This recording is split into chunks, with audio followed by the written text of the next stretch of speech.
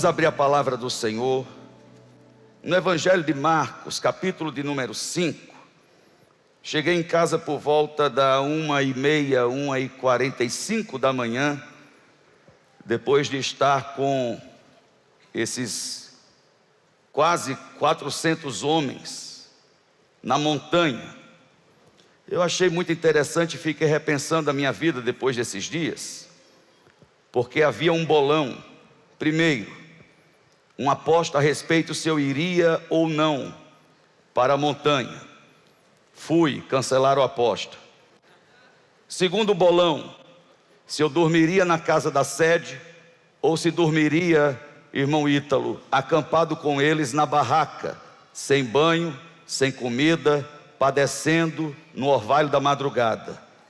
Perderam, dormi acampado e fiquei lá juntamente com todos eles. Depois um terceiro bolão, se depois do segundo dia, eu no terceiro dia dormiria na sede para tomar banho, para comer uma comidinha gostosa e deixaria todos eles ficarem naquela tribulação em que nós estávamos inseridos. Perderam também. Eu fiquei repensando minha vida, que tipo de gente eles acham que eu sou? Eu acho que eu estou em crise existencial.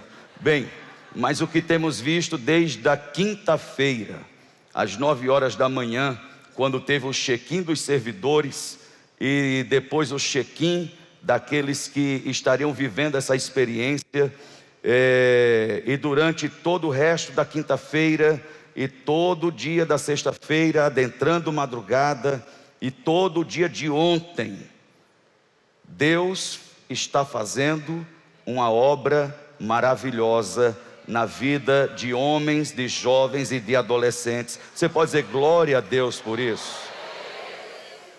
Cada prédica, cada momento, cada experiência, o cansaço, o esgotamento, tudo isso faz parte. E nós temos um momento muito interessante ontem. Tivemos um momento muito interessante que faz parte do programa, que é um momento que exige muito esforço físico, mas muito esforço físico. E esse momento é um momento quase que mágico, para não dizer milagroso, porque até antes da chegada desse momento, todos estão dizendo: não aguento mais, eu vou morrer. Tem um bico de papagaio, bico de periquito, bico de urubu, hérnia de disco, hérnia de CD, hérnia de MP3, hérnia de pendrive, joelho operado, perna operada, pé operado, tenho taquicardia, tenho pancreatite, tenho cálculo renal. Quando chega neste momento, que é o momento que eles mais gostam, milagres instantâneos acontecem. Hérnia de disco desaparece, bico de papagaio começa a cantar, deixa de bicar, periquito voa, urubu. Irmão, uma coisa linda. E a cara deles fica no chão, porque depois vem uma paulada tão grande que dá vontade de colocar a cara na lama. Valeria a pena você vir hoje às 18 horas para ver e ouvir um pouco do que Deus tem feito nesses dias. E se você ainda não fez, isso não diz respeito a uma marca, a um movimento, a uma cor, a qualquer coisa que seja. Isso diz respeito ao caráter, isso diz respeito à nossa família, ao nosso casamento, isso diz respeito ao nosso ser homem. E não é ser homem de cunho sexual, é ser homem como propósito de existir, de ser quem Deus me fez para ser. E eu quero ser alguém que sirva para a glória do nome dele, amém ou não? Então foi muito especial estar ali com o José Antônio, com meus 2 netos, e servi-los ali juntamente com o Ricardo, juntamente com o pastor Cristiano, juntamente com tantos homens da nossa igreja, pessoas de outras igrejas, de outros estados e até fora do país, como meu amado cunhado Luiz Felipe, que está aqui, veio dos Estados Unidos para estar ali servindo, exclusivamente para isso, para estar servindo juntamente conosco, nesse primeiro top da Manada Coração Valente. Foi muito especial. Evangelho de Marcos, capítulo de número 5. A partir do verso 21. Se eu chamar Jesus de Genésio, não se preocupem. Eu quero chamá-lo de Jesus. Mas se sair Genésio, me perdoem. Eu estou com sono. Estou cansado. Vai dar certo, no nome de Genésio. A partir do verso 21 do Evangelho de Marcos, capítulo 5. Quando Jesus voltou para outra margem de barco, uma grande multidão se reuniu ao seu redor, enquanto ele estava à beira do lago. Então chegou ali um dos líderes da sinagoga, chamado Jairo. Vendo Jesus, prostrou-se aos seus pés e implorou-lhe insistentemente: a minha filhinha está morrendo, vem por favor e impõe as mãos nela, para que seja curada e viva. Diga comigo: eu preciso. Não, diga mais forte, diga: eu preciso de Jesus na minha casa. Diga mais uma vez e mais forte, diga: eu preciso de Jesus na minha casa. O texto diz que ele era um dos líderes da sinagoga. E nós entendemos pelos textos bíblicos do Evangelho, ou dos Evangelhos, qual era o aspecto da estrutura religiosa da época de Jesus, que não era muito diferente do que é nos dias de hoje. Uma estrutura mais apoiada em cerimônia, em imagem, em aparência, do que a vivência de... Esse microfone está falhando demais. Eu preciso do meu microfone.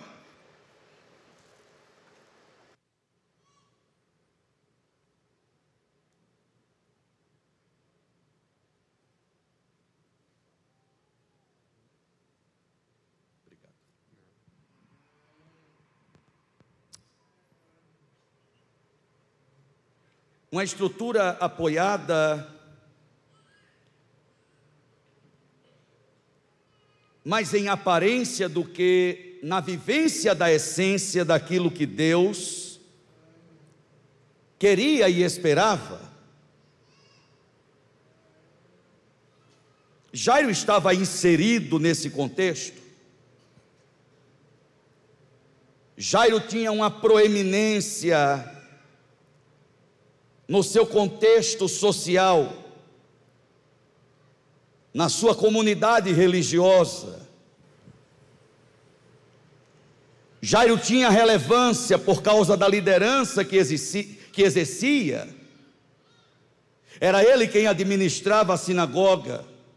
Grande poder, grande autoridade, grande autonomia foi dada a Jairo, foi depositada em Jairo um grande nível de confiança. A credibilidade daquela comunidade religiosa, daquela sinagoga, dependia da credibilidade de Jairo. Jairo estabelecia direções, exercia influência, se comunicava com Jerusalém. Jairo transitava pela parte mais interna da vivência religiosa daquela época. Ele conhecia os bastidores, e os bastidores de Jairo também eram conhecidos. Jairo se parece muito com você e comigo.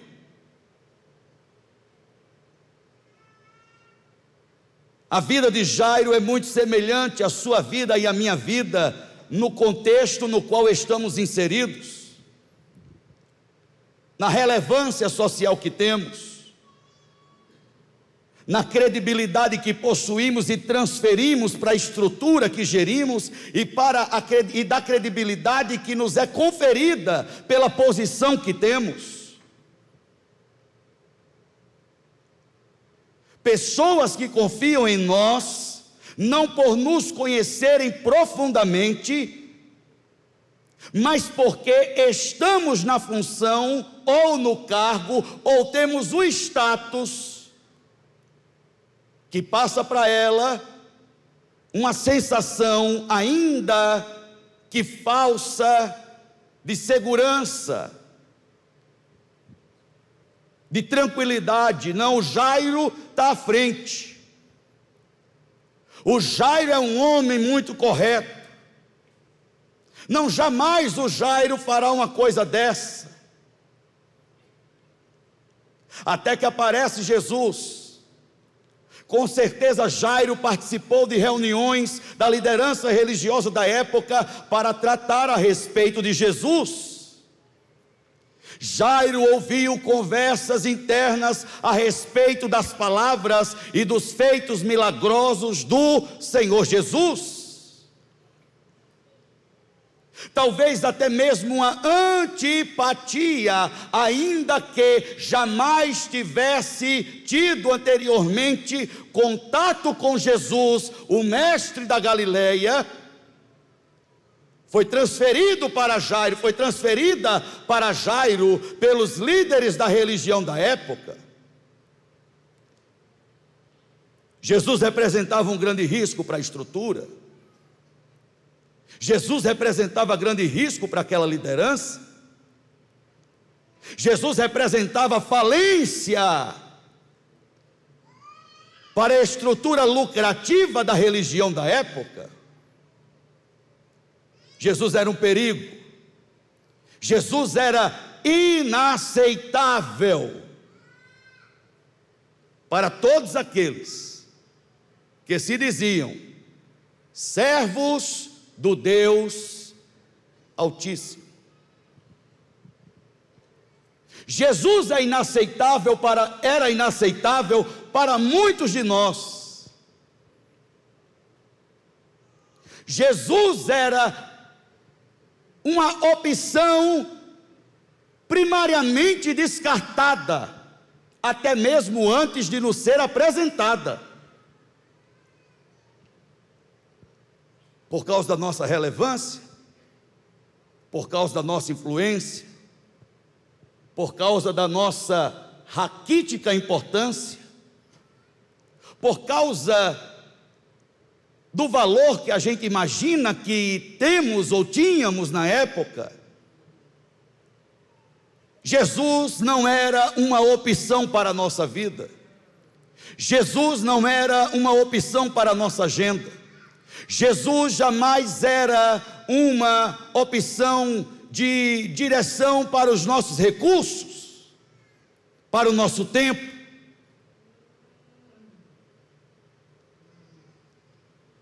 Jesus jamais seria apresentado para os nossos relacionamentos. Jesus não era uma opção para a nossa vida. Até que,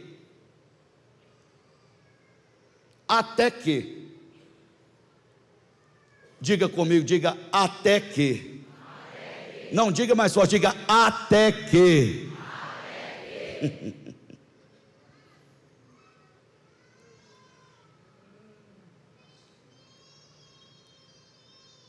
Eu gostaria de pedir que você acarinhasse seu filho, mas que você desse para ele toda a condição de ficar bem, para a gente poder ouvir a palavra do Senhor, com todo o meu carinho, com todo o meu respeito. Não é que não gostamos, não é que não queremos, não é que não tenhamos uma religião, eles também tinham.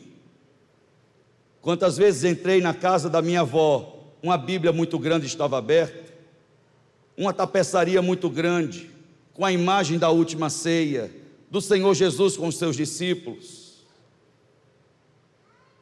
Temos os nossos rituais familiares, temos a nossa cultura religiosa, temos os nossos vínculos de fé, temos as nossas tradições, porque a minha bisavó, porque o meu bisavô, está tudo bem. Mas quando um até que visita a nossa casa, quando é a nossa vez de administrarmos e lidarmos com os dilemas da porta para dentro, a capacidade de um administrador, o conhecimento de um filósofo, o equilíbrio de um terapeuta, a santidade de um pastor, a espiritualidade de um bispo, o sucesso de um empresário, o brilhantismo de um ator ou de um cantor, não é suficiente.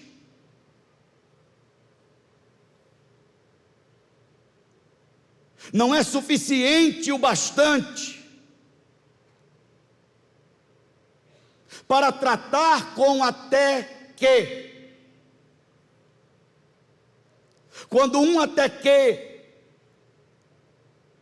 ataca o nosso cônjuge, fere o nosso casamento, compromete a infância, a adolescência, a juventude de um dos nossos filhos. Quando a gente abre a despensa e ela está vazia, ou quando a gente abre a nossa despensa e ela está transbordando, mas não existe alegria e nem paz dentro de uma casa com tanta fartura.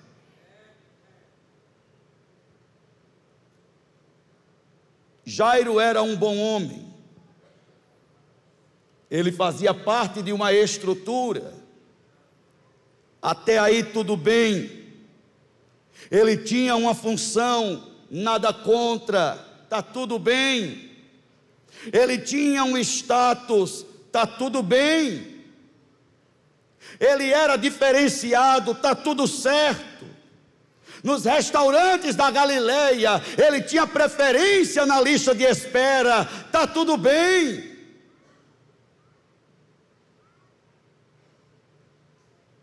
Mas e quando tudo que temos à nossa disposição não é suficiente para resolver aquilo que está dentro do quarto da nossa casa, o que é que a gente faz?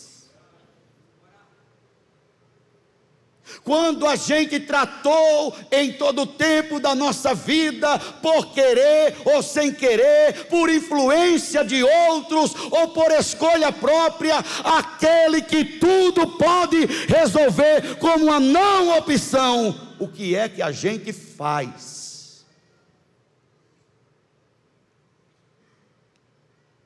Exatamente nesses dias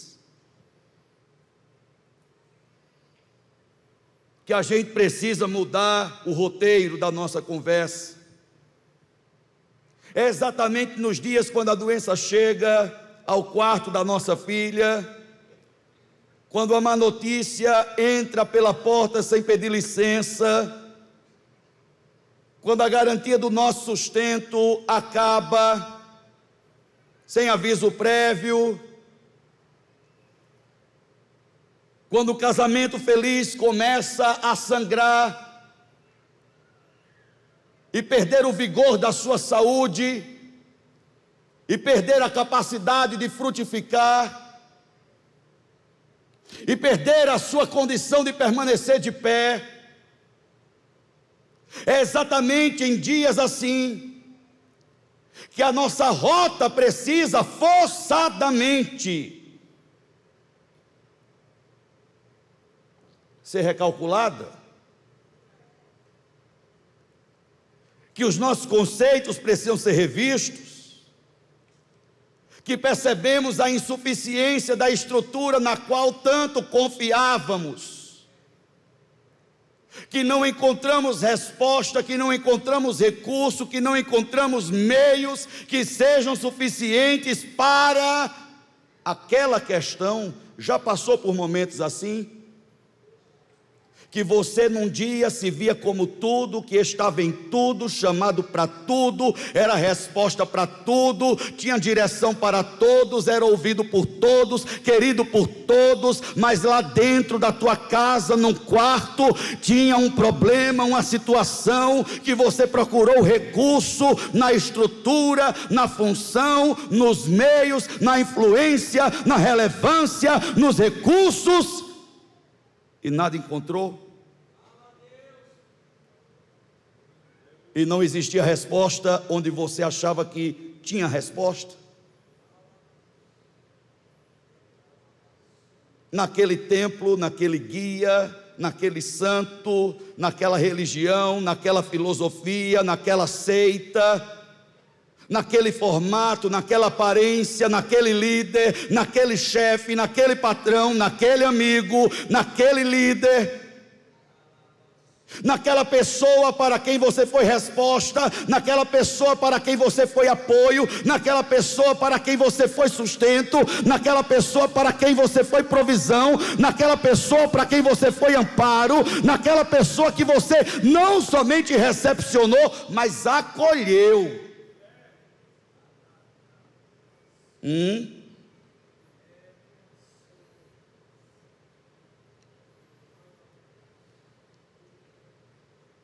E a pergunta não é se a nossa casa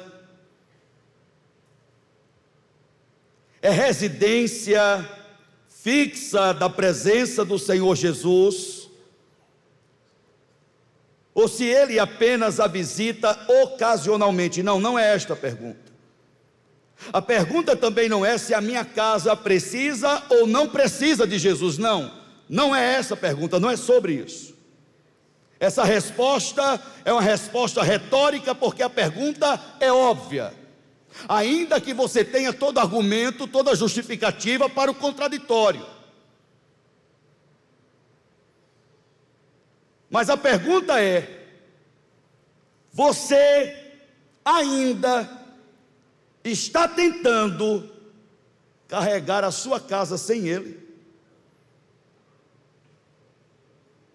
Você pode perguntar isso para alguém? Você ainda está tentando carregar a sua casa sem Jesus? E você tem expectativa que nessa tentativa alguma coisa aconteça de diferente do que tem acontecido, porque só tem piorado? Você realmente acredita que a sua força é suficiente para levar isso até o fim, do jeito que está? Eu quero repetir essa pergunta, porque eu quero que você deixe essa pergunta ecoar na sua alma, e que ela não fique restringida no seu intelecto. Você ainda está tentando carregar a sua casa sem Jesus, porque se o Senhor não edificar a casa, em vão trabalha aqueles que a edificam.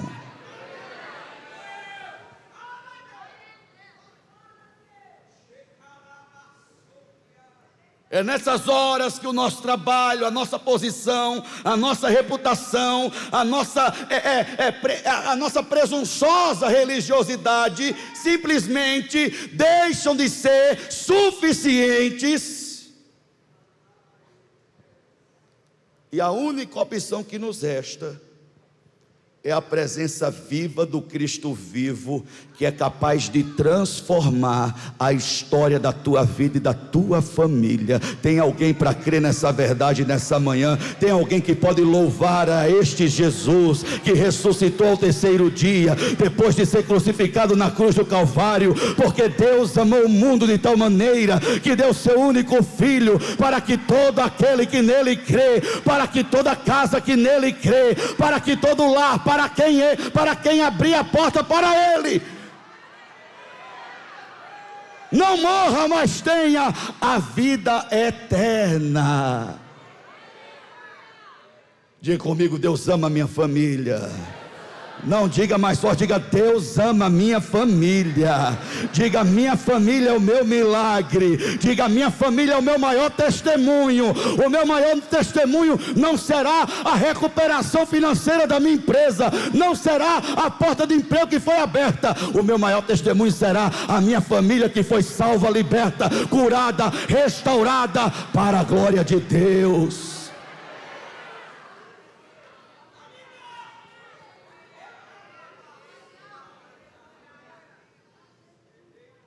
Porque a grande verdade é exatamente essa: enquanto Ele for o centro do nosso lar, tudo encontra o seu devido lugar. Mas se Ele não for o centro do nosso lar, prepare-se para que as coisas estejam no devido lugar, arquitetonicamente planejado, mas ainda assim vai estar tudo fora do lugar.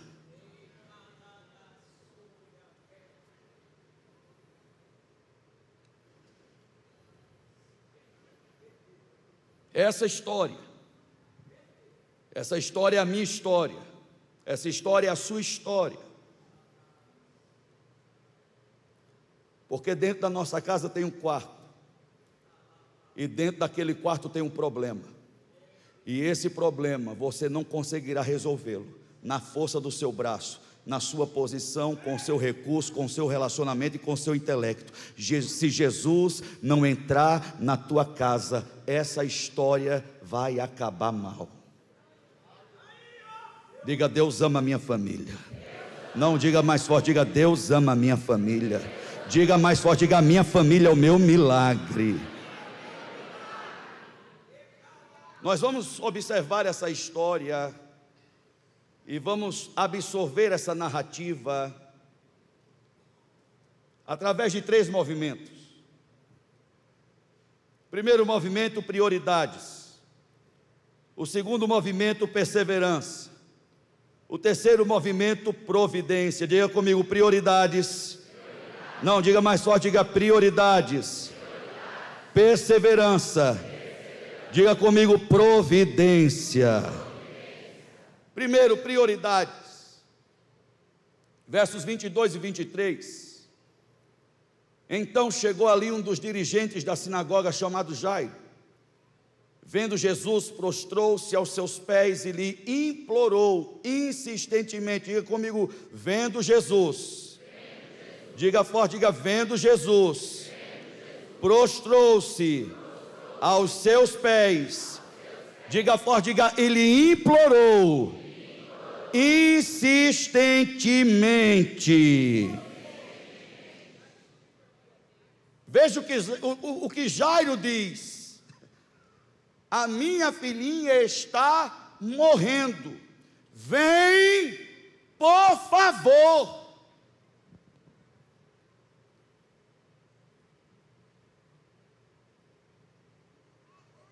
E a gente com essa soberba, soberba, porque estamos olhando e buscando ajuda na pessoa errada. Soberba, presunçoso, presunçosa, orgulhoso, orgulhosa, porque estamos enxergando Jesus a partir da nossa posição e não colocando Jesus na posição que Ele deve estar.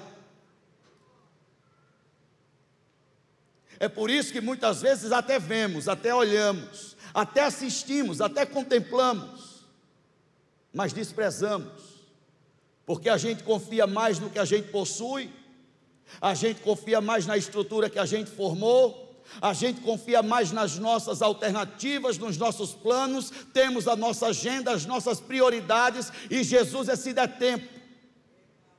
Porque a praia, porque o jogo do futebol, porque o almoço, porque o churrasco, porque a festa, porque a viagem, porque isso, porque aquilo. Para você me dizer que Jesus é a tua prioridade, quando esse nome durante a semana nem é mencionado na tua casa, nem para encerrar uma oração que você acha que está indo para o céu, mas não passa do hálito da tua boca, você não é capaz de dizer em nome de Jesus Cristo, amém? A gente realmente se convence de mentiras absurdas. Porque prioridades, a gente só entende esse conceito de prioridade quando nós estamos prestes a perder o que verdadeiramente importa.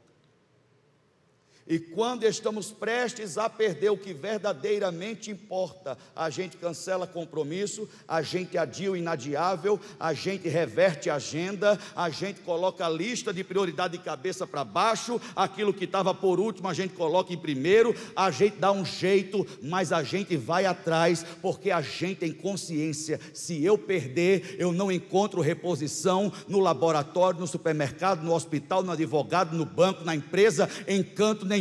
Se eu perder, só a graça de Deus na minha vida.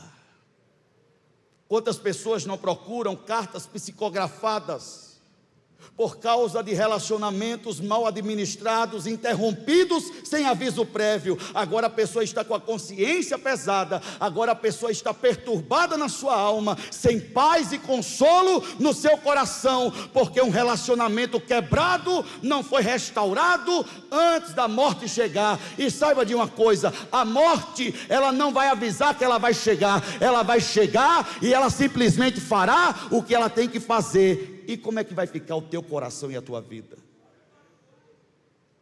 Era a morte,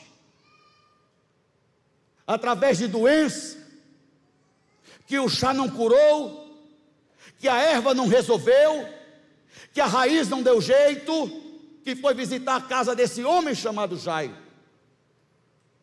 Não era uma dor de cabeça, não era uma menstruação, não era uma TPM na vida dessa menina, não. Não era uma lombriga, uma verme. E lá no Nordeste tinha um remédio muito fácil, muito barato. Um prato com leite, colocava na frente do menino barrigudo, cheio de verme. Saía verme pela boca, saía verme pelo nariz, saía verme pela orelha.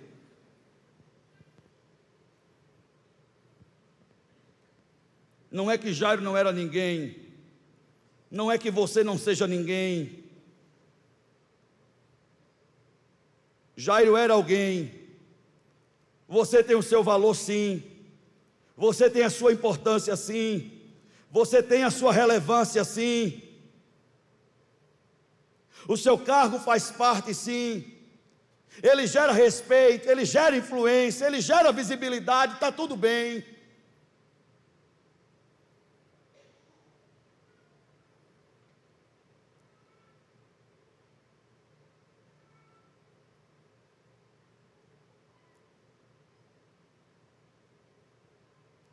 O grande problema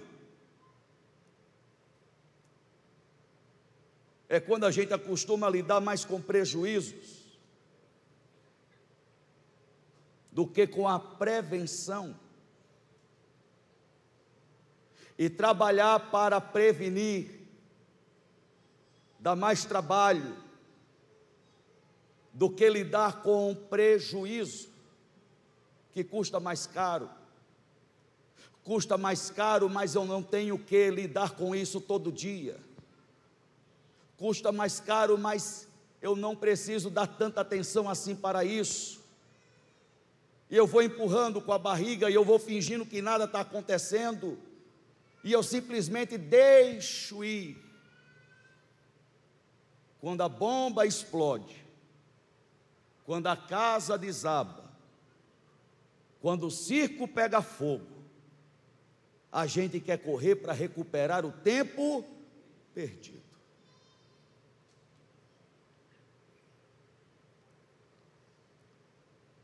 Talvez Jairo cruzou com Jesus por algumas vezes. Talvez Jesus já esteve perto da sinagoga que Jairo liderava. Talvez Jesus no outro dia passou pela porta da casa de Jairo, mas Jairo estava na sua posição, Jairo estava na sua estrutura, Jairo tinha as suas prioridades. Diga comigo, até que ele precisa enfrentar e vencer e romper com uma multidão, porque é exatamente dessa forma que o verso 21 começa. Uma grande multidão se reuniu ao seu redor. Agora não era mais um encontro ocasional, agora não era mais um café por simpatia e pelo desejo simples de conhecer, de se conectar, de estar junto, de compartilhar. Agora era uma necessidade urgente, era um tempo que não dava mais para esperar, e agora ele tinha que passar por uma multidão que conhecia a ele. Ele tinha que se expor, ele tinha que pegar a lista de prioridade dele naquele dia e rasgar, e dizer: a minha única agenda hoje é encontrar esse homem onde ele estiver, porque se o pior acontecer, eu não terei mais o que fazer, e tudo que eu faço deixará de ter o sentido que tem.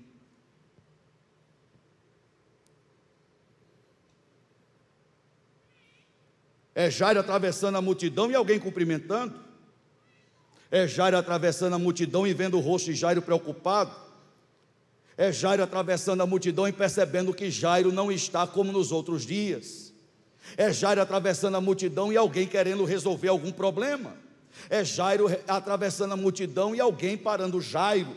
É Jairo atravessando a multidão porque Jesus está logo ali, mas está difícil chegar até ele, e alguém dificultando a sua aproximação.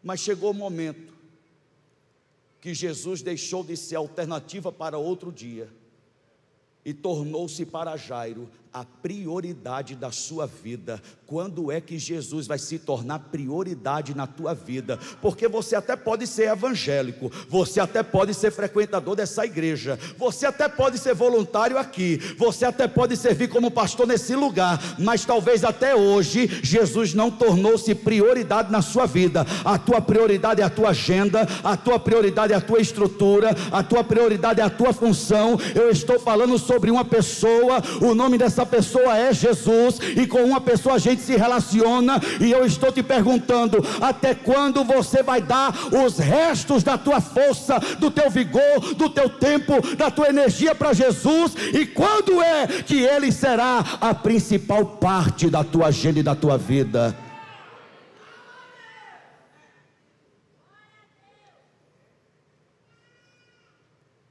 Diga comigo, prioridade. Não, diga mais forte, diga prioridade.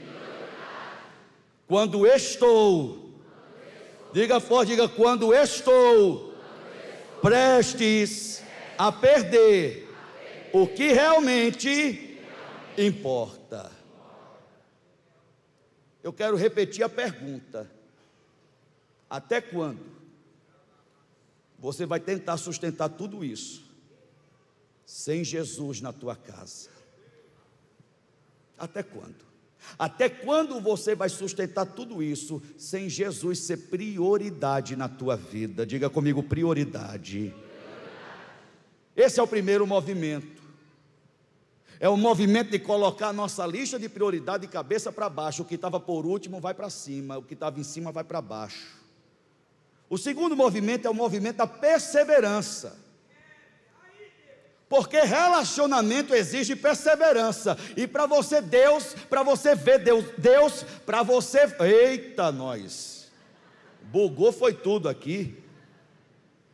Para você ver Deus fazer algo maravilhoso, poderoso, grandioso, milagroso na tua vida e na tua casa, você não tem outro caminho a não ser o caminho da perseverança.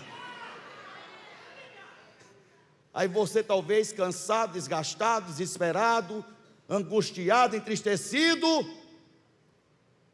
me pergunta, mas é porque perseverança não é até quando você aguenta, é até quando Deus decide fazer, e enquanto Ele não fizer, eu não deixo de obedecer. Enquanto Ele não fizer, eu não deixo de confiar. Enquanto Deus não fizer, eu não deixo de clamar. Enquanto Deus não fizer, eu não deixo de adorar. Enquanto Ele não fizer, eu não deixo de jejuar. Porque perseverança diz respeito a uma longa obediência na mesma direção. Você quer mudar de direção o tempo todo, talvez por aqui seja mais rápido, talvez no profeta ali seja mais rápido, talvez na irmã profeta ali seja mais rápido, na irmã cartomante da revelação seja mais rápido, talvez da irmã que joga o búzio ali seja mais rápido, porque agora está uma mistura. Agora está uma mistura. Não, porque se eu der uma oferta ali para o irmão, ele faz uma oração um pouquinho mais forte, o céu se abre, ele vai ver alguma coisa. E desde quando o justo vive pelo que vê ou pelo que ouve? O justo vive é pela fé. Eu não estou vendo porque ainda não existe, mas pela fé eu já estou vendo. Eu e a minha casa serviremos ao Senhor. Não sei quando vai acontecer, mas uma coisa eu estou certo: vai acontecer porque eu já estou vendo. Diga minha família, diga forte, diga minha família, meu milagre. Diga comigo, perseverança. Diga forte, persevere junto comigo, diga perseverança. Uma longa, diga uma longa obediência na mesma direção. Não é pegando atalho que você chega, é obedecendo. Não é pegando atalho, tentando fazer por seus próprios meios, do seu jeito, como Sara. Tem uma palavra de Deus, tem uma escrava. Palavra de Deus mais escrava, filho. Vou resolver. Mas quem disse que vai fazer? Você ou Deus? Se foi Deus, por que você quer fazer aquilo que só Deus pode fazer? Teu marido, só Deus pode fazer. Porque na hora de você ser sábia, você foi chata. Você confundiu sábia com chata. Não é a chata que edifica o lar, é a sábia. E ninguém te aguenta mais. Cala a boca. Para de ficar perturbando a vida desse homem. Coloca ele debaixo do teu joelho. Tira ele da tua boca. Tira ele do teu WhatsApp. Para de ficar falando mal dele para os teus filhos. Tira o nome dele da boca do sapo. Coloca o nome dele na cruz do Calvário. E deixa Deus fazer a obra que só Deus pode fazer. Teu filho tem melhor pai do que Deus? Deixa ele apanhar um pouco. Deixa Satanás bater na cara dele um pouco. Porque no dia de que era para você bater, você não bateu. Agora Satanás vai ter que bater. Está achando ruim? Toma um sorrisal. Quando era hora de você fazer, você não fez. Agora não se meta naquilo que Deus está fazendo. Porque Deus ainda não terminou com você. Tem muita coisa ainda para Deus fazer na tua vida. Deixa Deus tratar com teu filho, com a tua filha, com teu cunhado, com a tua cunhada. Deixa Deus fazer. Diga perseverança. Diga forte, diga perseverança. Uma longa obediência na mesma direção. Versos 35 e 36, enquanto Jesus ainda estava falando, Chegaram algumas pessoas da casa de Jairo, o dirigente da sinagoga. Sua filha morreu, disseram eles.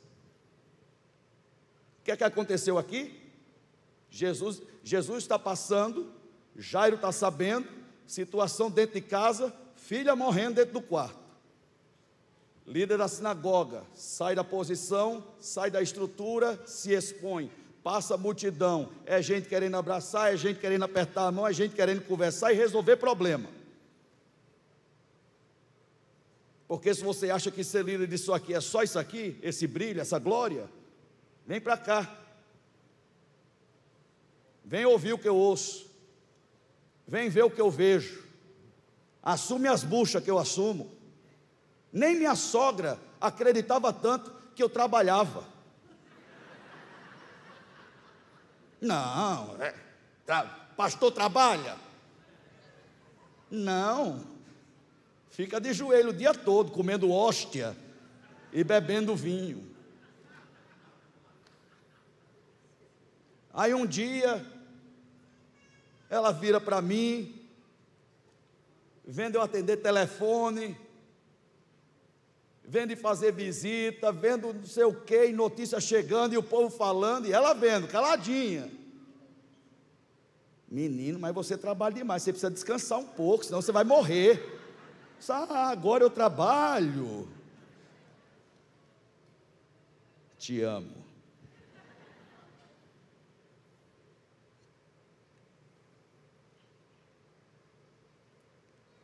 Ele atravessa a multidão, ele chega até Jesus, e ele implora, insistindo: por favor, me desculpa, pensei tanto mal a respeito do Senhor, mas eu te imploro, eu preciso que o Senhor vá na minha casa, porque o que está acontecendo lá, nem a minha estrutura, nem a minha função, nem o meio no qual eu estou inserido, é suficiente para resolver. Só o Senhor pode fazer. Diga comigo: só Jesus pode fazer aquilo que eu não consigo mais fazer.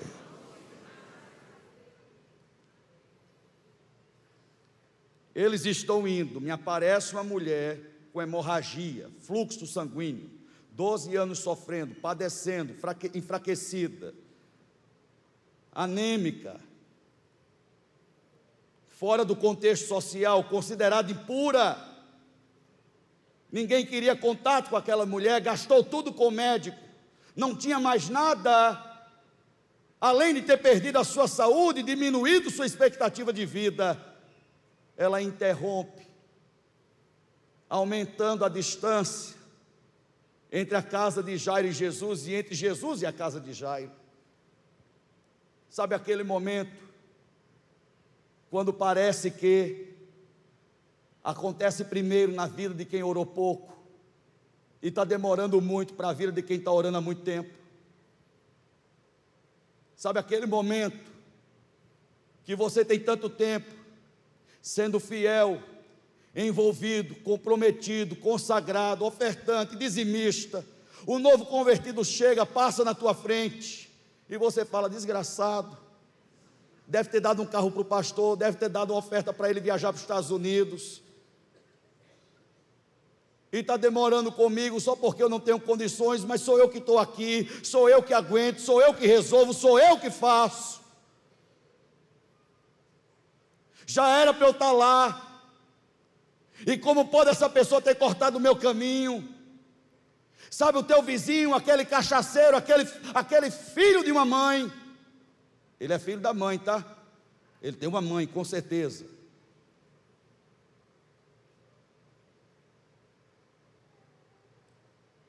Não conhece Jesus, não caminha com Jesus, exatamente pelo que eu tenho orado há tanto tempo, aconteceu primeiro na vida dele. Sabe esses momentos? Sabe quando o seu coração é pego, quando a sua mente fica confusa, quando parece que a sua fé não conecta mais com o Wi-Fi do céu, e a sua comunicação com o Eterno fica sem sinal, e você se pergunta: onde é que eu estou errando com Deus? O que é que eu deixei de fazer? E Jó? O que você me diz de Jó? Que sacrificava pelos seus filhos, para que por um acaso, se vieram a pecar, zelo paterno: Senhor, tem misericórdia dos meus filhos.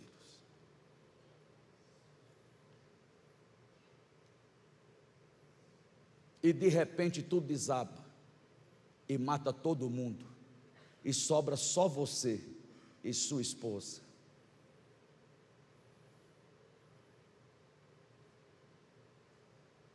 Amaldiçoa o teu Deus e morre, Jó. Falas como uma louca mulher. Deus me deu, Deus tomou, bendito seja o nome do Senhor, ainda que Ele me mate. Jó, como pode ainda adorar, se não tem motivos para cantar? Abandona esse Deus e morre. Mas não adoro pelo que Ele faz, nem pelos seus bens materiais. Eu adoro pelo que Ele é. Eu sou dele, tudo é dele. Jó, você não tem motivos, perdeu seus bens, seus filhos, seus amigos.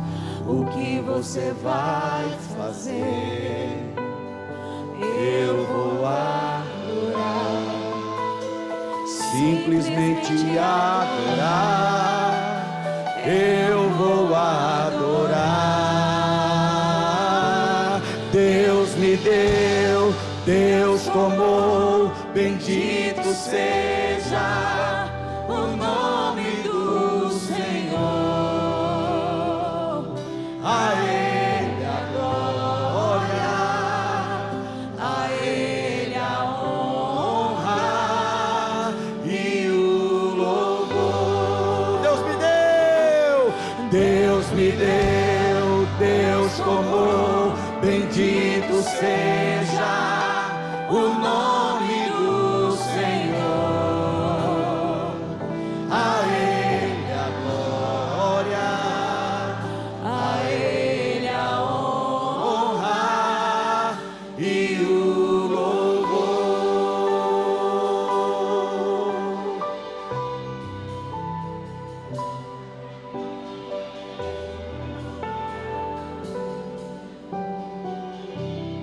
A Ele a glória. Levante as suas mãos e diga: a Ele a glória.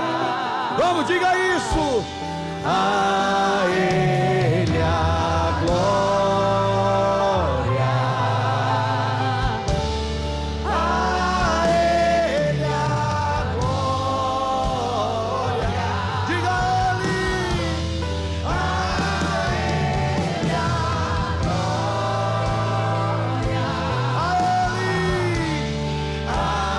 Ele a glória. Vamos ter para Ele o seu louvor nessa manhã. A Ele a glória. Para sempre. para sempre.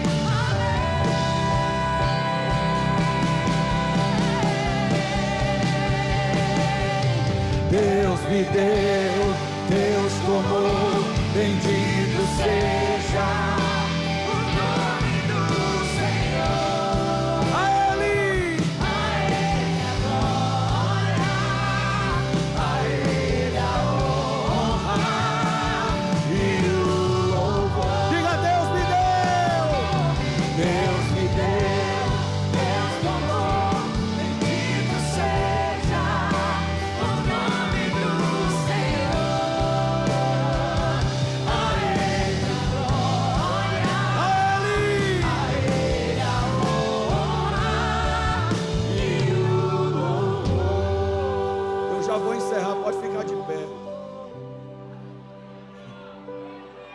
porque foi no caminho.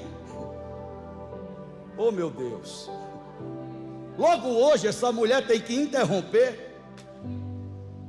Logo hoje, estava tão perto.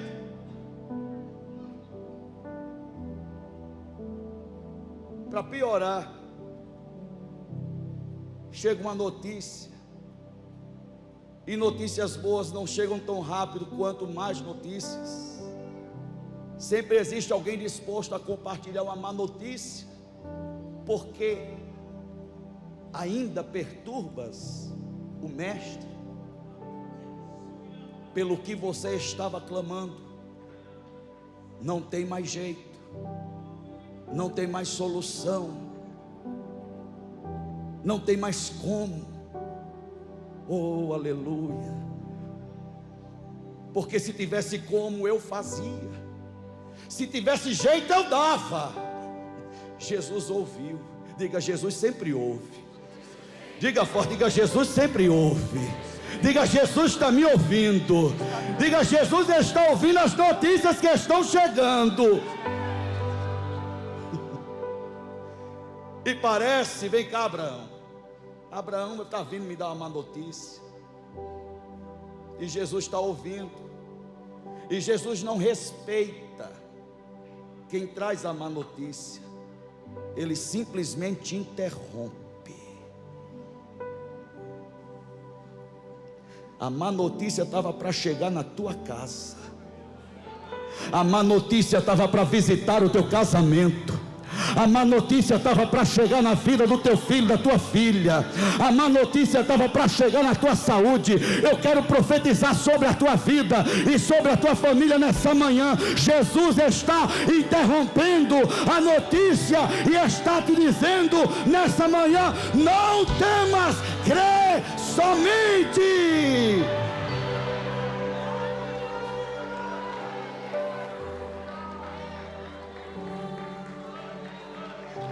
O que estava para acontecer não vai deixar de acontecer. O que estava para acontecer não vai deixar de acontecer, Denise. O que estava para acontecer não deixará de acontecer. Te diz o Senhor: não temas, crê somente. Não é que crer seja fácil, mas crer é suficiente. Diga, crer é suficiente, Adriana. Adriana, crer é suficiente. Cris, crer é suficiente. Não temas, crê somente. Não é que seja fácil, mas é suficiente. O que estava para acontecer não foi cancelado. Levante sua mão para o alto, diga, vai acontecer. Diga, está prestes a acontecer. Sabe quando a mulher está grávida e tem umas contrações e você acha é agora? É agora. O menino está encaixado, está coroado. Aí você vai lá no médico, faz o toque. Não, pode voltar para casa. Ele não está dizendo, não vai mais acontecer. Ele está dizendo, ainda vai acontecer. Não é que, não, acabou, não vai acontecer. O Senhor está falando para algumas pessoas aqui nessa manhã de forma muito específica. E o Senhor quer que você entenda, não é que nunca mais vai acontecer. O que estava para acontecer ainda não aconteceu, mas o Senhor te diz nessa manhã, está prestes a acontecer. E o meu nome será glorificado na tua família. E você vai dizer, a minha família é o meu maior milagre. Diga comigo, prioridade, perseverança. Pode ficar em pé. Diga comigo, providência. Jesus, ele entra e o que não pode mais ficar sai. Diga comigo, Jesus entra. Diga forte, diga Jesus entra. E aquilo, e quem não pode mais ficar, sai. Diga sai, diga sai, em nome de Jesus. Eu quero te dizer que Jesus entra na tua casa e ordens estão sendo dadas. Saiam quem não pode mais ficar nesta mesa. Saia quem não pode mais ficar nesse quarto. Saia quem não pode mais ficar nessa cozinha. Saia, saia, saia, em nome de Jesus.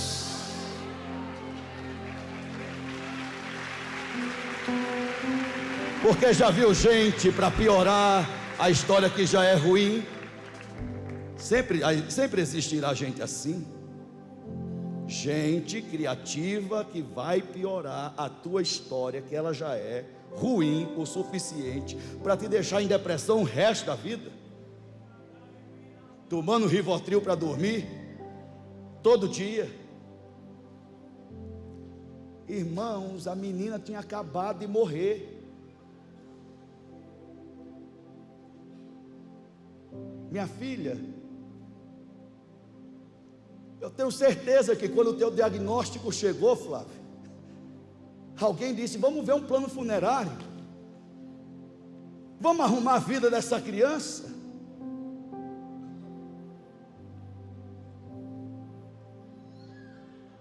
E você ficou tanto tempo afastada desse altar? 1 ano. Mas aquilo que estava para acontecer, aconteceu. E o nome do Senhor continua sendo glorificado na tua vida. Porque Jesus entrou na tua casa. E Deus é bom e fiel. Vamos aplaudir o nome de Jesus nessa manhã. Tem alguém que tem fé para crer junto comigo que aquilo que estava para acontecer não foi adiado e nem cancelado, vai acontecer, está prestes a acontecer.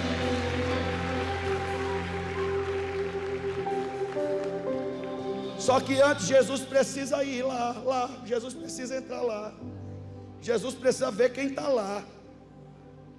Porque pode ser que tenha alguém que diga, não foi porque eu dei um jeito, não, você sabe, eu estava lá, né? Você sabe, eu tenho uns negócios ali, eu dou uma mexida ali, você sabe que quando eu chego é para resolver, é mesmo? Brabão. Jesus chega, o povo está chorando, o povo está pranteando, o povo está tocando flauta, o povo está ali, naquele luto, tornando o preto ainda mais preto, tornando a morte ainda mais pesada, ainda mais indigesta. O que é isso, gente? Que desespero é esse? A gente precisa passar a olhar para as coisas da nossa vida da forma como Jesus olha. O que é isso? O que é isso? Dentro dessa casa, o que é isso? E você fica acreditando nesses corvos, nesses urubu, nesses carniceiros. O que é que Jesus te diz hoje? Não temas, crê somente. Isso diz respeito à audição seletiva. Eu vou ficar só com aquilo que Jesus disse. E quem quiser me falar o contrário, eu não quero saber. Eu decidi em quem eu vou acreditar. E eu não vou ter medo.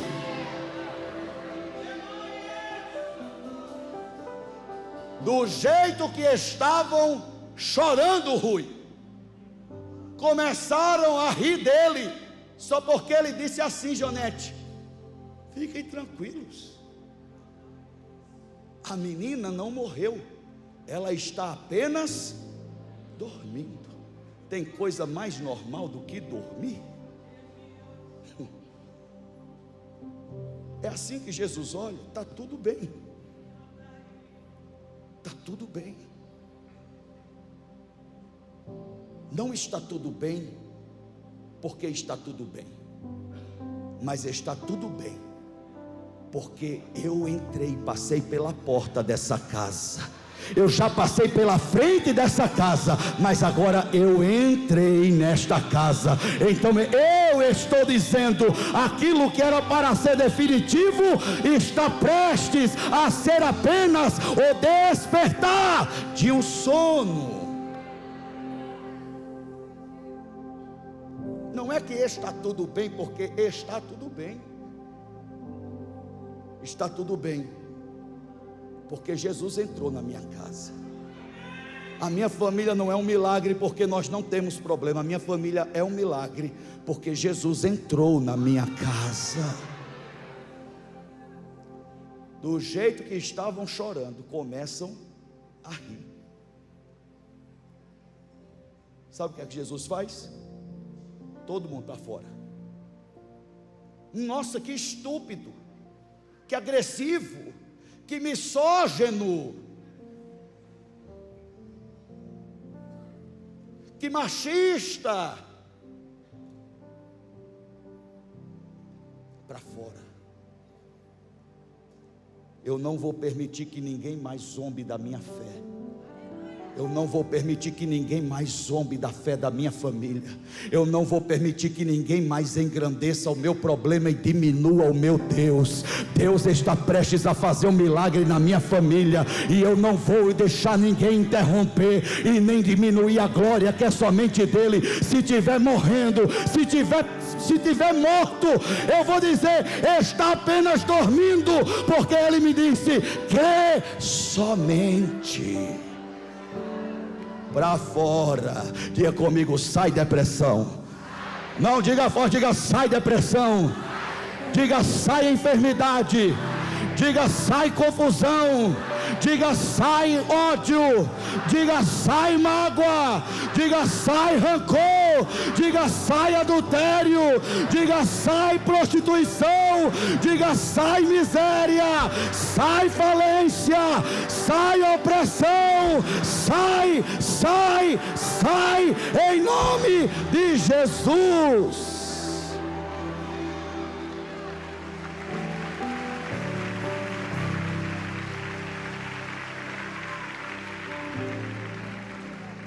Vai ter gente que vai ver os milagres da tua vida e da tua casa. E sabe quem serão essas pessoas? Os amigos de Jesus.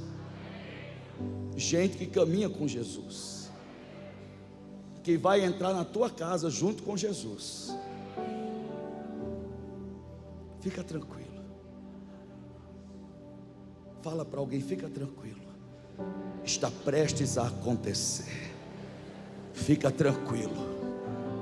O despertador do céu está tocando.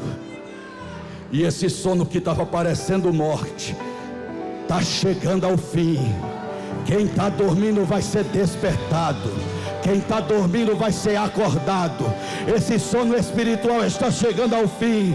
Deixa eu te dizer uma coisa, eu já vi isso acontecer. Deixa eu te dizer outra coisa, os meus olhos estão prestes a ver novamente isso acontecer, e o nome dele continuará a ser glorificado. Levante suas mãos. Pai santo e amado, faz da tua palavra força para a nossa vida. Faz da tua palavra cura para a nossa casa. Faz da tua palavra esperança para este tempo de perseverança. Faz da tua palavra sabedoria para administrarmos prioridades. Faz da tua palavra força provisionada em tempo de fraqueza e cansaço.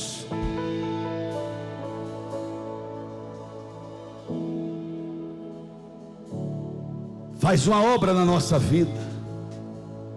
Faz uma obra na nossa família. E nos ajude a não te atrapalhar.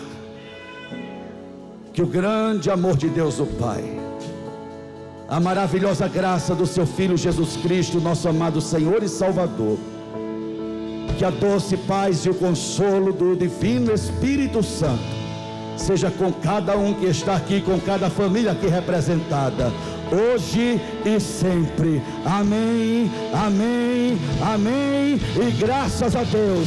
Saia daqui hoje para viver com a sua família os seus melhores dias.